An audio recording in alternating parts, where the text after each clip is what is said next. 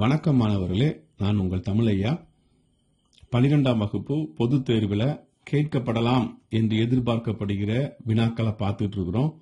சிறு வினாக்கள் பார்த்துட்டோம். உரைநடையில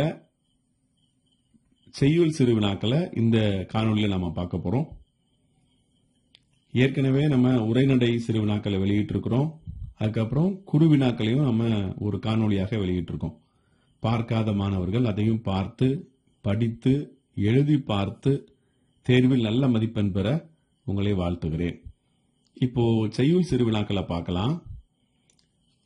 ஈசன் மகன் நின்றனர் ஓர் ஏழை என ஓர் மின் இடம் சுட்டி பொருள் விளக்குக. இரண்டாவது வினாவா, கடையேழு வள்ளல்களையும் அவர்கள் செய்த செயலையும் அட்டவணைப்படுத்துக. யானை புக்க புலம் போல தானும் உண்ணான் உலகமும் கெடுமே. உவமையையும் பொருளையும் பொருத்தி எழுதுக. நாட்டிய அரங்கின் அமைப்பை இளங்கோவடிகள் காட்சிப்படுத்தும் பாங்கு குறித்து உங்கள் கருத்தை எழுதுக. ராமலிங்க அடிகள் கந்தவேலிடம் எத்தகையோர் உறவு வேண்டுமென கேட்கிறார். பங்குனி உத்திர திருவிழா நடைபெற்ற முறையை திருஞான சம்பந்தர் எவ்வாறு பதிவு செய்கிறார்?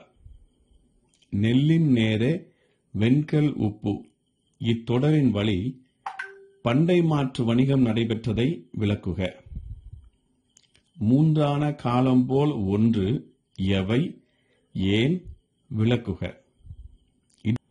வாயிலோயே என தொடங்கும் ஔவையாரின் புறநானூற்று பாடல் பாடான் திணைக்கு உரியது என்பதை நிறுவுக. குகனோடு ஐவராகி வீடனோடு எழுவரான நிகழ்வுகளை சுட்டிக்காட்டுக. சடாயுவை தந்தையாக ஏற்று ராமன் ஆற்றிய கடமையை எழுதுக. இந்த கம்பராமாயணம் பகுதியிலிருந்து சிறு வினா வரும். அதனால இந்த 2 வினாவையும் நல்லா படிச்சு வைக்கிறது ரொம்ப நல்லது. வருபவர் எவராயினும் நன்றி செலுத்து இடம் சுட்டி பொருள் விளக்குக. வாடை காலத்தில் கோவலர்கள் எவ்வாறு பாதுகாப்பு தேடினர்? கவிஞர் சிற்பி எவற்றை வியந்து பாட தமிழின் துணை வேண்டும் என்கிறார். இந்த வினாக்களை எழுதி பார்த்து படிங்க. முழு மதிப்பெண் பெற வாழ்த்துக்கள்.